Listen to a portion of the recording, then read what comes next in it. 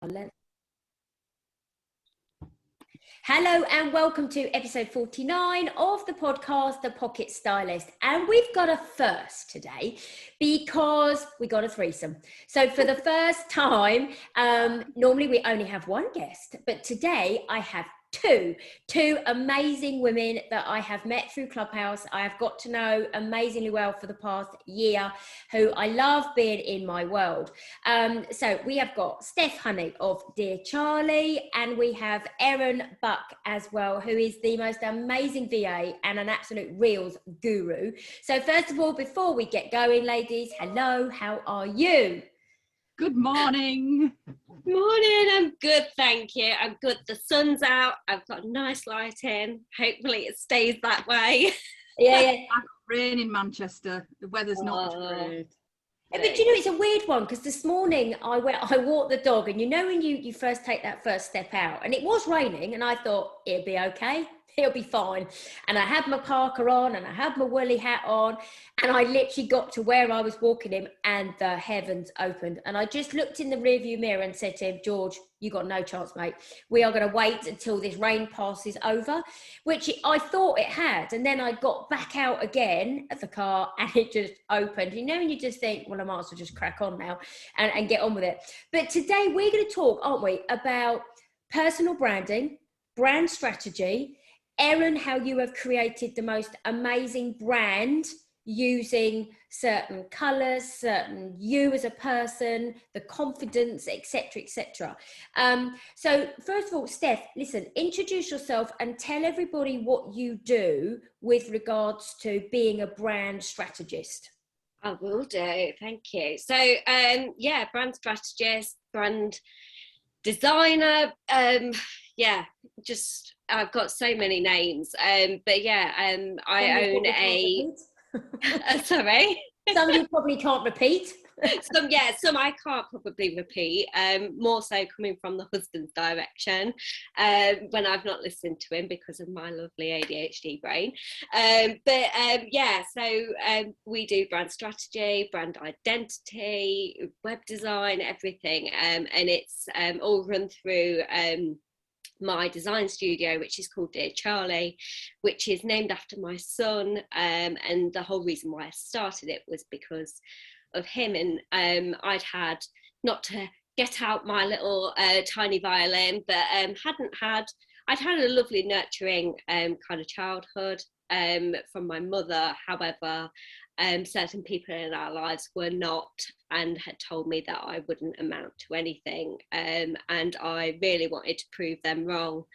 And I was writing a letter to him because I thought, it'd be lovely if we did this little time capsule before he was born, whilst I was pregnant with him, to let him know about all the wonderful things that we'd achieved. And his dad had achieved a lot of things, you know, he'd been skydiving, he'd travelled the world and all this kind of stuff. And it got to me and I just went, right, what do I put down here? Because somebody's told me I can't do something, so I believe them, and so on and so forth. So I was just like, I loved design, I love everything about it, and I'd been doing it on and off since I started learning to build websites when I was 16, probably even earlier, but I say 16 because I can't think that far back. I was the only female on my course at the time, and yeah, it was where my happy place was. So that's where it all came from. But with what we do, is that we have this kind of one-stop shop for all branding needs, and that's what I wanted to create. I didn't want somebody to have to go see a brand strategist and then them go to you, right, I've given you the brand strategy, off you go find a designer to build it all for you. And we literally take you through every step of the process. If you need social media assets, we can create that. If you need websites, we can do that. If you need letterheads or business cards, we can do that, and so on and so forth. But so obviously Charlie's 10 now, he'll be 11 this year. I started it in the December before he was born. So while you were pregnant?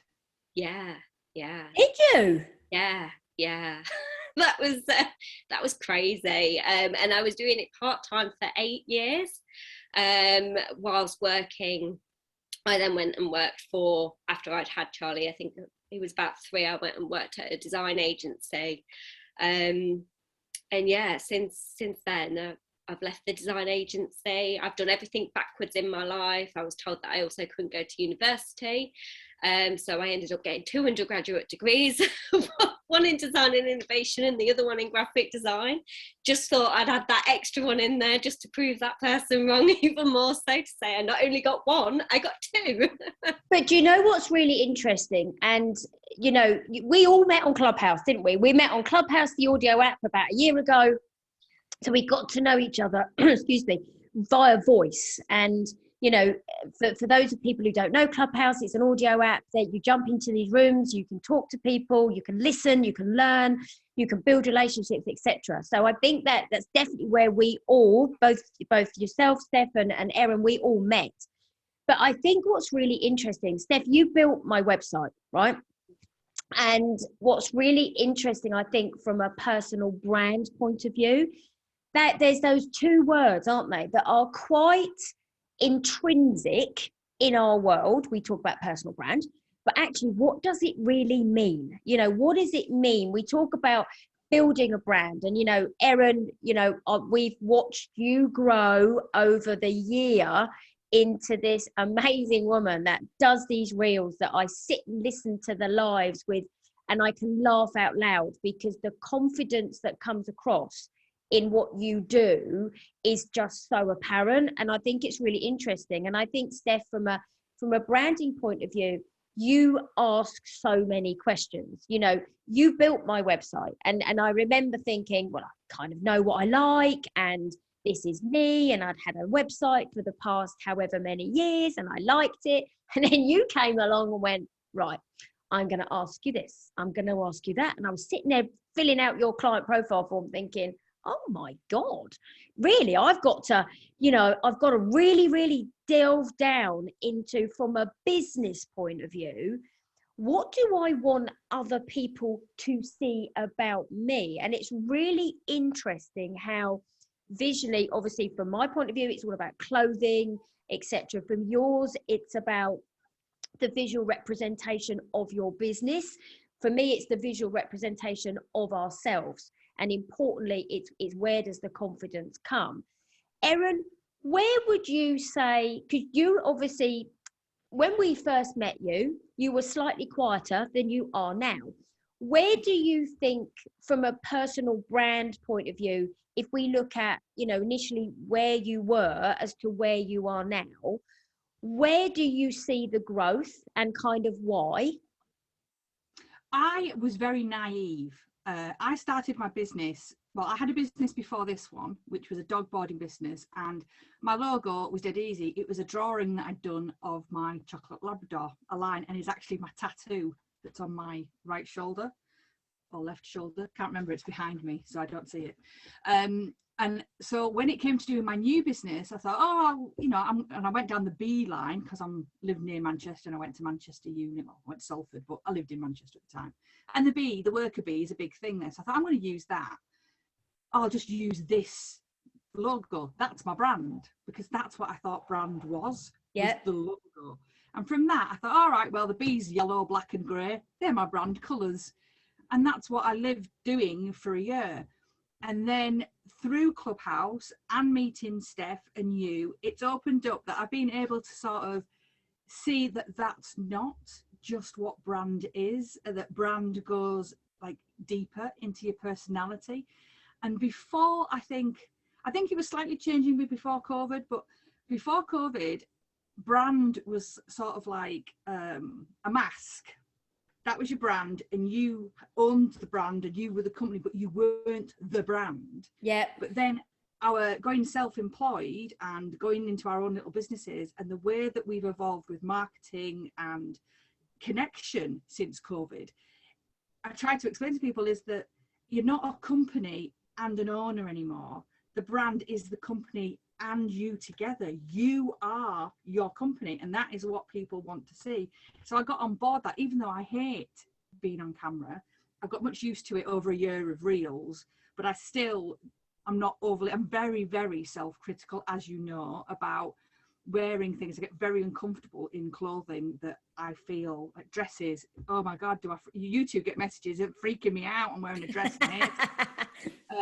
So I evolved over time, and I would definitely say to anybody that's listening to this that is starting a new business, don't just assume that you can make a logo. It did me good for a while. You know, people represent the bee with me, but I am so much happier now that I've slowly started to shift to the new logo and the new colours and getting lots of feedback, because it opens up so many more things. So I would definitely, when you can afford it, would invest in talking to people that know what they're talking about.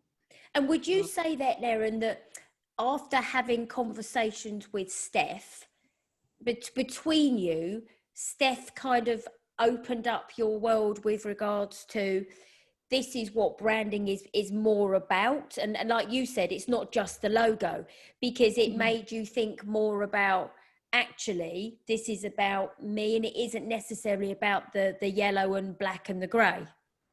Yeah, and not even just the colours. It's sort of like, I didn't realise, I used to say that purple, and I still think purple is my favourite colour, but I didn't realise that I'm a yellow.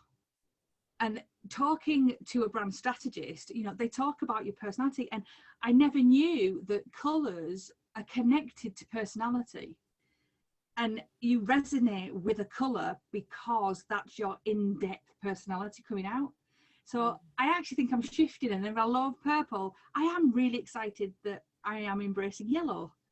Yeah. And, you know, the other colours that brought in are all accessorizing my yellow, but the yellow is still the main colour because it represents energy and brightness. And it, when Steph was talking about it, it made me feel, oh, you know what, maybe I am that. Oh, you know, maybe I don't see that. So, yeah, it's been a definite confidence building journey by learning about the branding and the colours and the clothing that you can go with it to combine it all together. It's definitely a jigsaw of putting it all together to get to the right place. Yeah, we get asked this a lot, actually, Steph and I, and it's really interesting because obviously we both work with colour. So we both work with colour from my point of view with regards to how you wear it, the effect it has on your skin tone, on your face. Does it make you look light, bright and clear? Does it make you look more grey? Does it age you? Does it make you look more youthful, etc., etc.? And then Steph works on it from a palette point of view, from the brand point of view.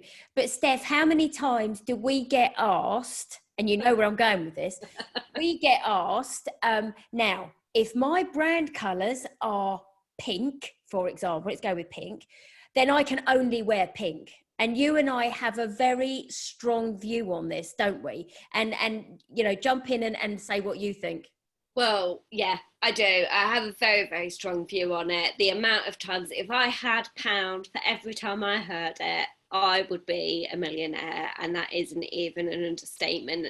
And sometimes I've heard it, obviously, on Clubhouse. I've been in rooms and people are going, oh yeah, I've got a brand photo shoot booked. My colours are green, so I'm wearing green. And I'm like screaming, I'm like, don't do it, don't do it.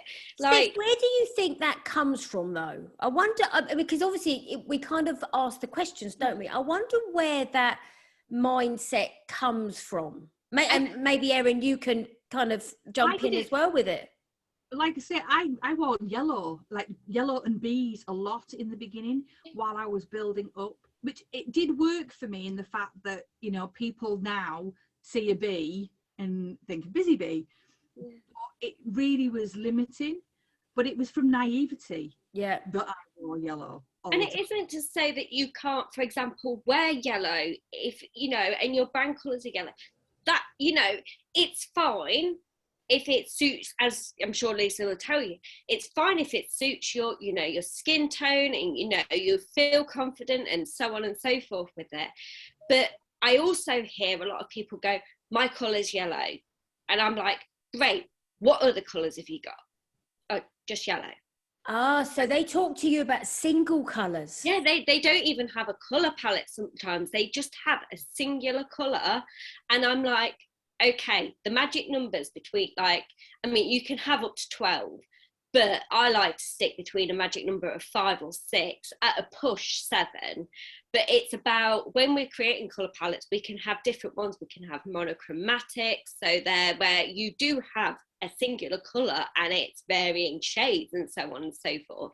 It's quite a tricky thing to pull off. You normally see monochromatic colour palettes with that are blacks, where they go through to the greys and so on and so forth, or reds or whatever, but you very rarely see it with like the pastel-y colours. I'm not saying it hasn't been done. We can then have contrasting colour palettes, where if we look at a colour wheel, and you know, obviously we've got purple being the opposite of yellow, and I see quite a lot of people going for that. I see so many purple and yellow brands walk through the door, but we can then have complementary. And that's where they sit next to each other, kind of on the colour palette. We have like 2 primary. This is what I mean about naivety, because my colours, I just thought, okay, to expand the yellow, black and grey, we'll go shades. Well, that's still yellow, black and grey, you know. Yeah, of course. Yeah. It's like, well, I thought I had a palette of 6 because I had 2 yellows, 2 blacks, 2 greys. It's, you know, it's really limiting.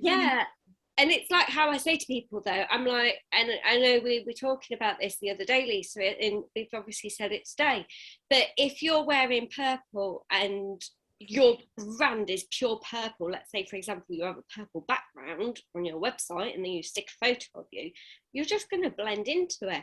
And it also might not be, from Lisa's perspective, you know, I've learned a lot about skin tones and how we can have warm and cool tones and neutral tones. And it's about what works well for you and that you feel comfortable and confident in it, but it also works well with all of these contributing factors as well. I didn't even know about skin, you know, having these undertones to your skin till I said to Lisa, I can't wear pastels, and she's like, right, this is why. Yeah. And I've only just recently learned that, because I've been discovering I don't wear makeup, but I have got really red cheeks and I'm starting with rosacea. It runs in my family. So I started looking at foundations. What the hell is warm and cool tone? Well, I learned a really cool trick the other day, and Lisa, you can tell me if it can be debunked or not, but I heard that if you look at the veins on your wrist and they are blue, that you are warm toned. If you have no, is that right? That'd be cool. Yeah, cool tone. If they're green, you're warm toned, and if you've got both, you're neutral. Yeah, and you see what's really interesting, when you start to talk about colours, you then talk about the blue undertone in your skin, the blue undertone in a colour. So you tend to find anything that runs with a blue undertone is cooler, and anything that runs with a yellow undertone is warmer. Now, when we had the conversation with you, Steph, about I can't wear pale blue, but you sent me a picture, didn't you? And you said, look, this is me in the pale blue, but this is me in khaki. And you can absolutely see that pale blue, which is a cool colour, and khaki, which is a warm tone, you can just see the difference in your skin tone. So yeah, you're absolutely right. I'd never heard the one about the veins, I have to say, but I'm sitting here now, right, going, I'm going to have to look at my veins. Right? And when I look at my veins, they are as blue can be. And I am a blue undertone. But when we talk about colours, it's like everything, isn't it? You can't necessarily put somebody in a box, right? So some people are blue undertones, some are warm undertones, some are actually what we call they're tonal, they sit between, so they could be a bit of a mixture. And what's really interesting is when anyone does a brand shoot, or they do their personal branding, we always say, first of all, you must never be anything but unapologetically you, because that's the person someone is going to see on your website. So when someone is looking at potentially your business on a website or on social media, they're looking at you as the brand owner, as the business owner. If you're a female business leader in a big organization, I don't know, in one of the major cities, again, it's no different. You're still representing that brand. So therefore, you're still having to make that first 7 seconds massively count. And it's so interesting how, you know, color can have such a massive impact on how somebody looks, and again, how somebody feels. And I know from a fact, you know, from a branding point of view, Steph, that absolutely we can still have people in similar colors if they want to, but actually there is no need to at all, because it's about the colors of your brand can be very different to the colors that you wear. And like we did the example earlier on this morning, the website that you've created me is beautiful. It's very Vogue magazine, which is the look we were going for. There is an accent of purple in there because there is purple in my logo, but it's not all over. But then if you look at me as a person, I like color, I like print, I like to be a little bit different. There is none of that on my website at all. My website is timeless, absolutely, you know, this beautiful magazine Steph look. said in Clubhouse, didn't you, about you're timeless, you're going to be around, but style and colour changes with season. Yeah, and we wanted the photography to talk for itself, and so that, and the clothes to speak for themselves. So if Lisa does want to wear print, it's not going to look like it sticks out like a sore thumb and going, oh God, those colours clash. It allows that freedom for her to go and change those images depending on season. You know, when it gets to summer, there's probably going to be a whole different host of images up there. Yeah, no, exactly. I've been keeping down with the stylist. But Erin, we're talking about colour now. You know, we were having this chat earlier on. You've embraced other colours, because I got grid envy the other day on your Insta, right? And I literally was looking, I was like, oh my goodness, your Instagram grid looks fantastic. It's so uniform. It's just beautiful. But although you've gone down that you originally were the black, grey and yellow, you have embraced more colour. And do you think by doing that as well, it's increased your confidence as well? Yeah, my whole style, I never wore dungarees until I started Bizzy Bee. And I bought the first pair of dungarees because they were covered in bees. And I'd had that thing that the bee was the brand. And I realised that I felt really comfortable. And if I feel comfortable in clothes, you and I have spoken before, I don't have a love of shopping for clothes. I don't like clothes because I don't have I'm very self-critical about my body image. So I suddenly felt comfortable, and I found that it helped me make my reels because I felt comfortable.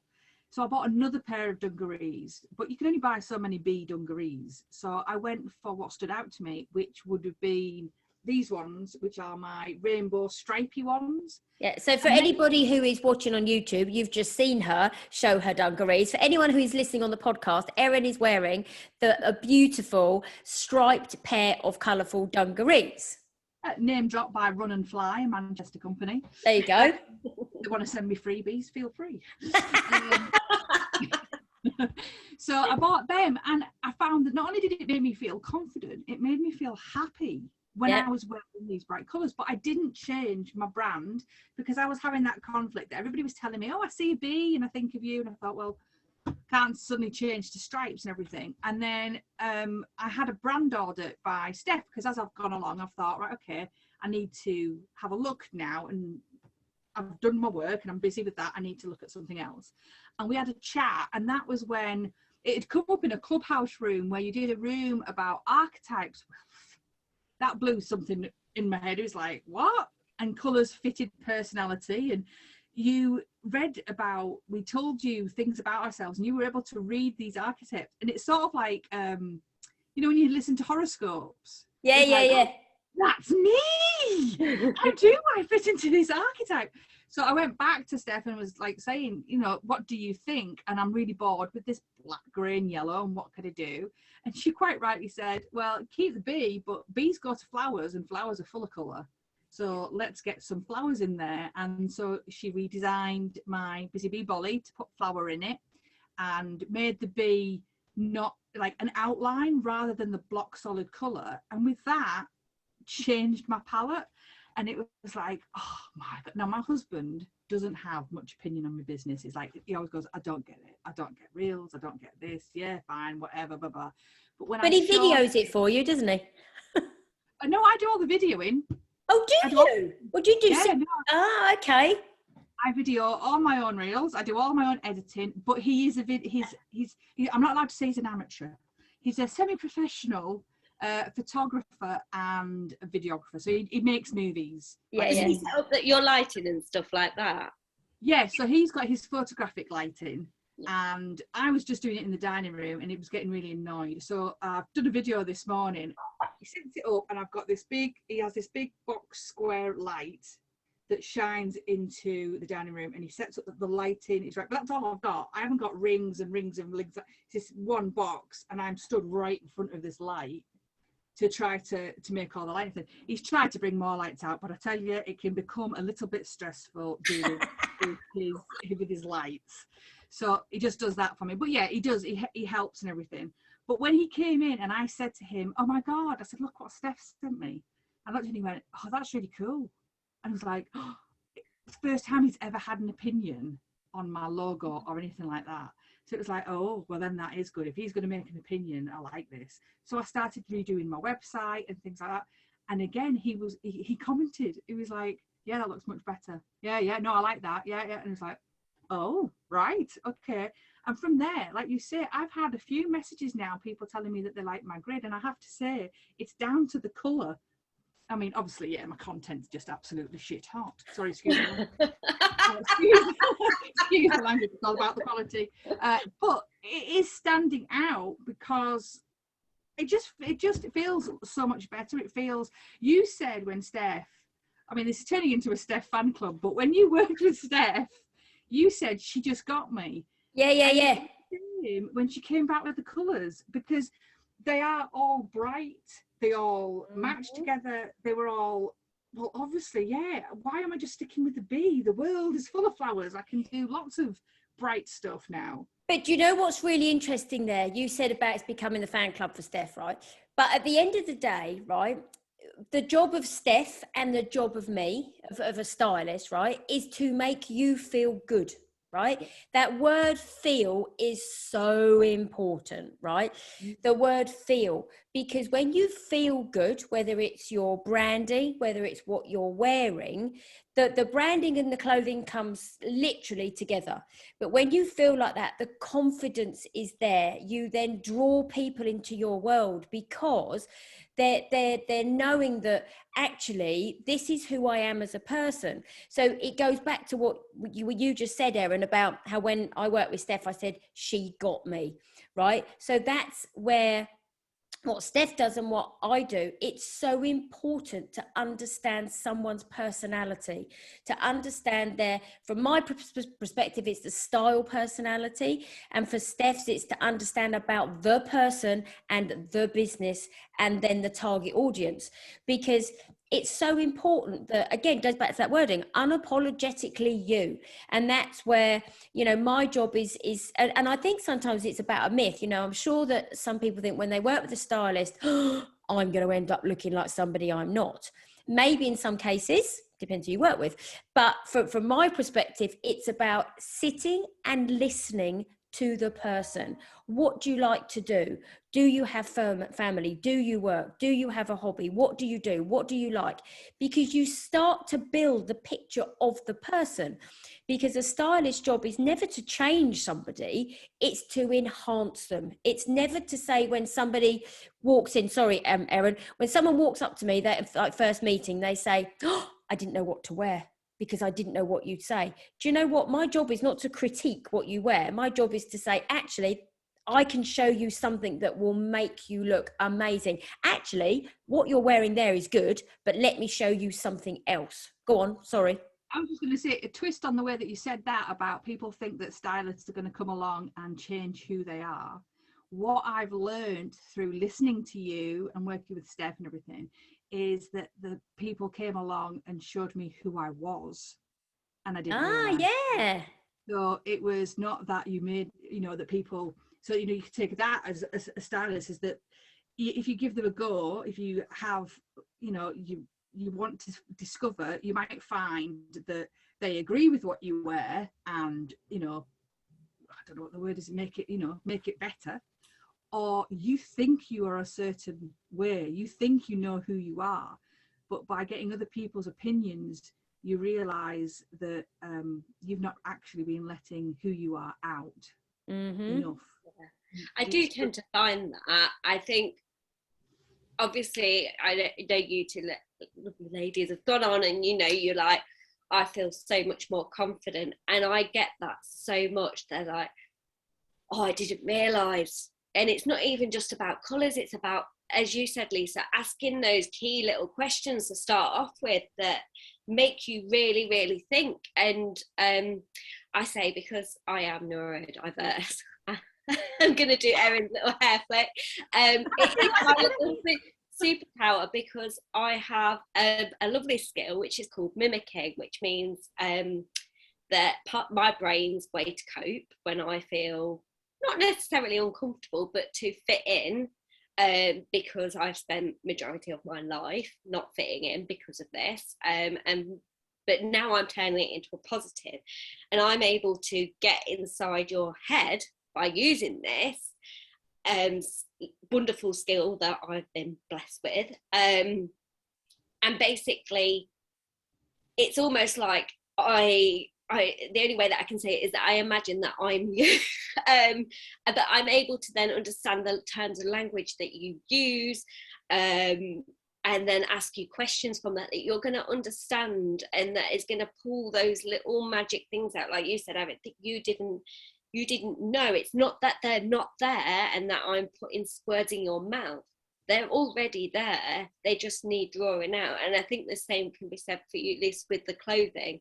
You know, that's what you do. You, like you just said, you pull out of them ideas that they might not have tried. It's not to say what they're doing is wrong, but you pull those little bits out here and there, and make them feel confident. But I think that's the job of anybody, isn't it? You know, Erin, you as well, you know, it's about saying to all the people that we work with, what you're doing is not wrong, but let us show you a better way that will, you know, and Erin, you know, from what you do as a job with your business, you know, you don't say to somebody, oh my goodness, you're really bad at doing that. What you say is, do you know what, that's probably, you know, not necessarily the best way to do it. Let's do it this way, or let me do it, because then you can concentrate on the things that you're really, really good at. And I think that's, it then goes back to that word feel, because then Erin, from your point of view, your clients feel good because they go, oh, God, that's, you know, lifted a massive weight off my shoulder. For your Steph, people go, do you know what? Changing those little changes makes my brand feel good.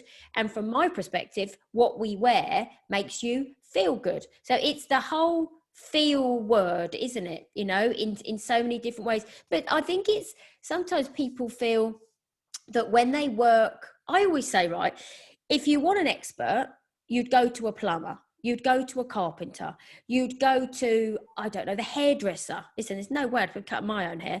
You know, you go to the expert, and we are experts for a reason, but we're there to guide and help and enhance. And I think that's so, so important.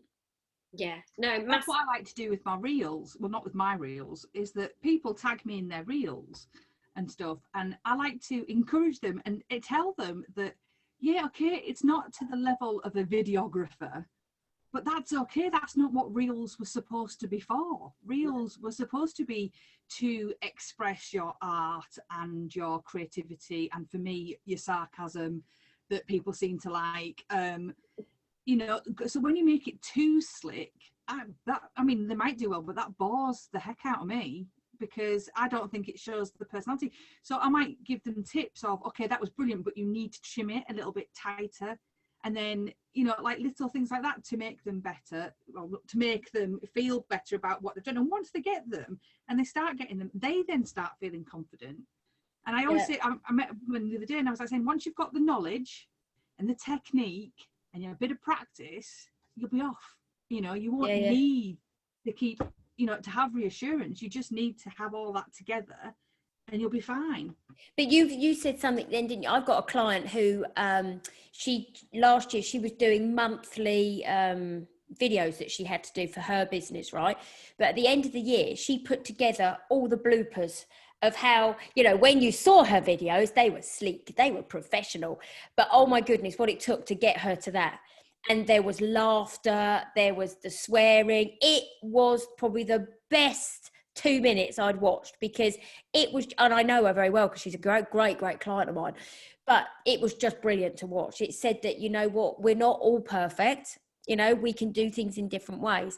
Ladies, listen, us three could talk forever, but Steph, what kind of little gem of information do you want to drop before we finish? What would be your kind of literally nugget of information?